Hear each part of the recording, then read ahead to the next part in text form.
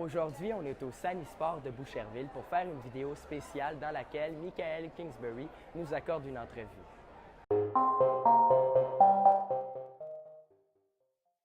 Présentement, je suis avec Michael Kingsbury. Bonjour, Michael. Salut, ça va? Oui, toi? Ouais, c'est pas bien.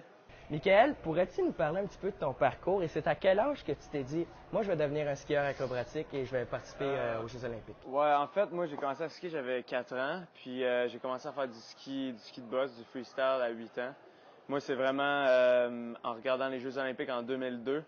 Je me souviens, j'ai regardé assis dans le confort de mon sofa avec mon père puis mon frère, les Jeux olympiques en boss. Puis c'est de là, j'avais imprimé un papier avec les anneaux olympiques, j'ai écrit je vais gagner, puis je l'ai collé en mon livre. C'est comme de un peu que mon rêve olympique est parti. Fait que j'avais environ 10-11 ans à ce moment-là.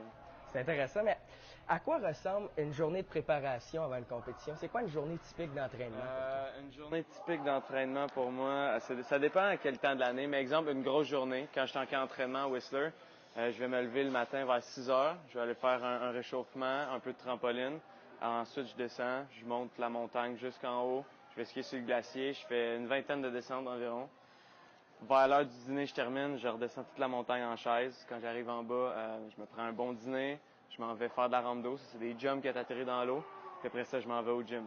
Puis je devrais finir avant l'heure du souper. Donc, ça fait des grosses journées.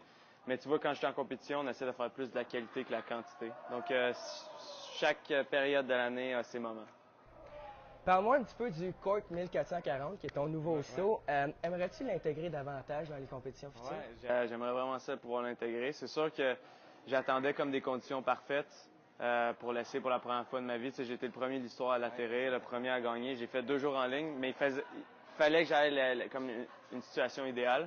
J'étais meneur au Grand Prix en Coupe du Monde, puis il faisait beau cette journée-là, puis je me sentais bien. Je venais de gagner 2 championnats du monde avant, fait que toutes les chances étaient de mon bord. Puis, mais là, il faut que je l'entraîne un petit peu plus pour que ce soit un peu plus constant, que je fasse un petit peu plus de volume avec. Puis ça serait cool de commencer la saison en Finlande pour la première de l'année, puis de le performer encore. Qu'est-ce que ça représente pour toi d'avoir participé aux Jeux olympiques?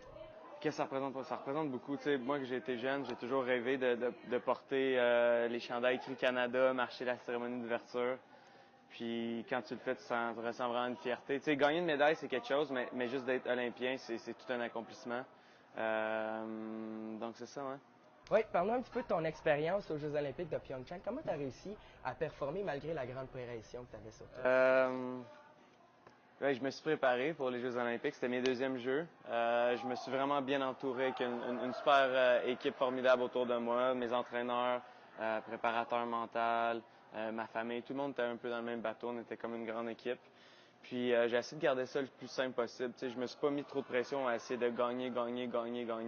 Tu sais, je sais que c'était mon objectif principal, mais en même temps, j'essayais juste de focuser à être de meilleur en meilleur à chaque ronde, puis essayer d'apprendre. Puis tu vois, quand je suis arrivé dans la dernière descente, on dirait que les astres étaient alignés, puis je me sentais moins stressé que toutes les autres descentes. Ou presque une des descentes, j'étais le moins stressé de ma carrière. C'était la dernière aux Jeux olympiques. Parce que je savais que j'étais tellement préparé que j'avais plus de regrets. Tu sais, je savais que ça allait bien aller, mais tu sais, je me disais si je me plante à ce moment-là, ben j'ai tout fait ce que j'avais en mon pouvoir pour gagner, puis tu vois, ça fonctionnait, fait que tant mieux. C'est quoi une journée classique aux Jeux olympiques? Comment ça se passe? Est-ce que tu jases avec tes amis? Comment ça se passe quand tu te lèves aux Jeux olympiques, par exemple? OK, ouais, c'est une bonne question. Mais tu te lèves, nous autres, on course le soir quand même assez tard. Fait que l'affaire qu'on a fait, nous autres, moi puis mes 2 coéquipiers, c'est qu'on essaie de se coucher le plus tard possible pour vraiment avoir notre pic d'énergie parce qu'on compétitionnait vers 9h PM en Corée. Donc le matin, on s'est levé super tard, mangé mon petit déjeuner favori. Puis après ça, t'essaies de passer le temps. Parce que quand tu as un gros événement qui arrive devant toi, c'est facile de toute la journée y penser, puis c'est là que ça amène du stress. Fait que moi, j'écoutais de la musique, j'ai joué aux cartes avec mes coéquipiers.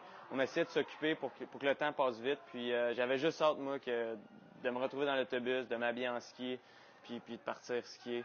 Mais non, c'est ça. Fait que tu t'occupes toute la journée, tu fais des choses bien normales. Moi, j'ai écouté de la musique, j'ai joué aux cartes avec mes coéquipiers, j'ai préparé mon stock, pour être sûr que j'oublie rien. Une fois que j'étais arrivé à la montagne, j'ai fait mon warm-up. Je jouais toujours à une application de golf dans ce temps-là sur mon cellulaire. Fait que j'ai joué juste pour me garder occupé. Puis une fois que je suis sorti, j'étais allé skier, j'ai fait mes 5 descentes puis ramassé la médaille d'or. Donc ça ressemble à ça ma journée. C'est quoi ton déjeuner favori? Déjeuner favori, je mange du yogourt grec avec du beurre de peanut, du gruau, avec des bananes coupées, toutes mélangées. Ça fait un beau bol, là, c'est vraiment bon. Tu devrais l'essayer. Tu as parlé un petit peu de la pression des fois quand tu es stressé juste avant une compétition. Comment ça se passe mentalement quand tu es en train de faire la piste ou juste avant Ben, de t'apprêter? quand tu es dans ta descente, Ouais, c'est drôle parce que dans mon sport où ça va vraiment vite, c'est comme on va à 2-3 bas secondes que tu n'as comme pas vraiment le temps de penser. Tu es tellement dans le moment que moi, les choses que je pensais, c'est essayer d'être rapide avec mon absorption, de garder mes hanches en avant, mais c'est drôle parce que j'étais tellement concentré, tellement comme dans ma zone que je me souviens comme plus vraiment des moments de ma descente, vu que j'étais tellement concentré. Mais je me souviens, puis ça a été mon moment préféré des Jeux, c'est quand j'ai croisé la ligne d'arrivée. Je savais que j'avais fait aucune erreur en arrière de moi dans la piste. Fait que c'était le plus beau feeling. Juste croiser la ligne, puis pouvoir lever ton bras, puis faire that's it. J'ai fait de la descente que je voulais faire, puis ça va être difficile à battre. Est-ce que des fois, tu as un petit peu peur de te blesser? Parce que c'est quand même un sport dangereux, le ski acrobatique, si jamais tu n'atterris pas.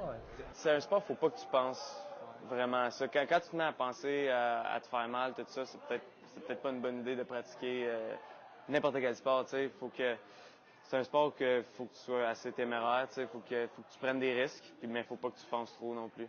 Mais comme moi, je le sais quand j'ai peur ou quand j'ai des doutes, maintenant en étant plus vieux, je suis capable de bien écouter mon corps. Puis là, je le sais quand ça vient un peu stupide, là, ou des fois la température elle coopère pas avec la piste, puis là, il faut que j'essaie, exemple, un 1440.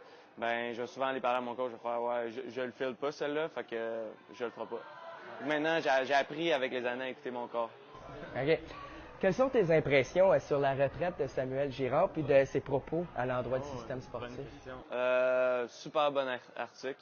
Je suis quand même près de Samuel. J'ai été au jeu avec lui, on s'est vu dans plusieurs événements. Je trouve ça dommage, c'est sûr, de le voir partir parce qu'il est champion olympique. Il a 22 ans. Il est dans le pic de ses performances. Mais en même temps, je le comprends à 100%. C'est un gars qui vient du Saguenay. Il fallait qu'il déménage à Montréal. Puis il a envie de vivre la vie normale aussi. Des fois, quand on est des athlètes, on n'est pas des robots.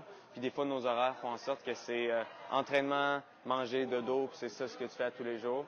Donc, j'ai énormément de respect pour sa décision. Tu as parlé, tu étais proche de Samuel. As-tu d'autres amis avec qui tu as une bonne relation aux Jeux olympiques? Ouais, ben c'est sûr que tu es vraiment près de tes coéquipiers puis même de tes compétiteurs dans ton sport.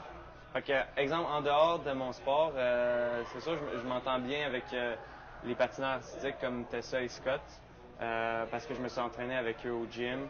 Puis il y en a plusieurs, les snowboarders, Maxence Parot, Sébastien Toutan. J'ai croisé souvent à cause des snowboarders, skieurs. Mais ce qui est le fun aux Jeux olympiques, c'est que peu importe le sport que tu pratiques, tout le monde est comme une équipe. Fait que même si tu connais pas la personne, c'est comme un peu ton ami. Puis c'est ça qui était beau, je trouve, des derniers Jeux, c'est que la plupart du monde, c'était tous nos deuxièmes Jeux olympiques. On était tous été à Sochi. Puis là, on se retrouvait comme une deuxième fois tout le monde ensemble. Fait que c'était vraiment magique, les fêtes qu'on a fait ensemble puis les célébrations. Super. À quoi peut-on s'attendre pour les prochaines compétitions l'année prochaine, la prochaine saison, les Jeux olympiques de 2022 aussi à Pékin? Qu'est-ce qu'on peut s'attendre? Ben là, la saison prochaine, il n'y a pas de championnat du monde, pas d'Olympique. Donc, je vais essayer d'aller chercher un 17e globe de cristal. Donc, essayer de garder mon premier rang mondial, continuer d'améliorer les sauts, performer plus souvent le 1440. Puis juste essayer de continuer à m'améliorer. J'ai l'impression que j'ai pas atteint mon plein potentiel. J'ai l'impression que je peux être encore meilleur, un meilleur skieur. Puis me préparer tranquillement, puis essayer d'arriver le plus près possible pour 2022. J'ai vraiment hâte. C'est sûr que c'est encore dans longtemps. J'essaie de pas trop penser aux Jeux olympiques.